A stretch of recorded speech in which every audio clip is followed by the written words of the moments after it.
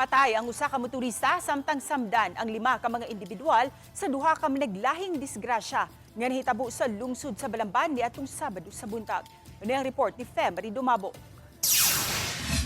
Patay ang usa ka motorista human midasmag sa gikasugat nga sakyanan pasado alas 10 nitong Sabado sa buntag, Mayo 9 sa Trans Central Highway, Barangay Kansumuroy sa lungsod sa Balamban. Ang nakalas mo si alias Jake, hingkod ang panuigon, taga-Dakbayan sa Mandawi, samtang SUV nga nabanggaan ini gimaniho ni alias Tony, 31 anyos, residente sa Barangay Baliwagan, lungsod sa Balamban. Base sa investigasyon sa Balamban Municipal Police Station, ang motorsiklo nagbiyahe padulong sa Balamban Town proper.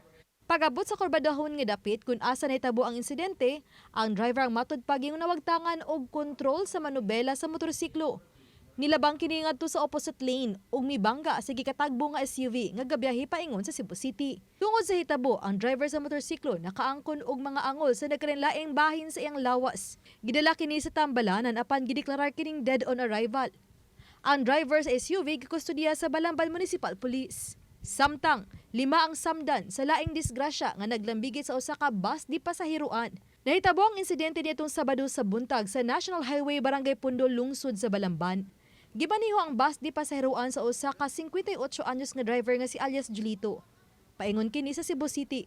Sa pakisusi sa kapulisan, pasangil matud pa sa driver nga sa pag-abot sa lugar, kalit lang matud dawad-an siya og kontrol sa manubela sa bus.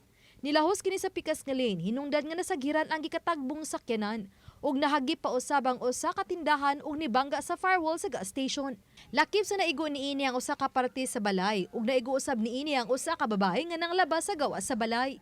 Tungod sa mga insidente, samdan usab ang driver sa bus ug tulo ka mga pasahero niini. Hinuon stable na ang 5 kinsa padayon pa nga nagpaalim sa tambalanan. Uban ni Marlon Malgazo, Fem Dumabok. Balitang Bisdak.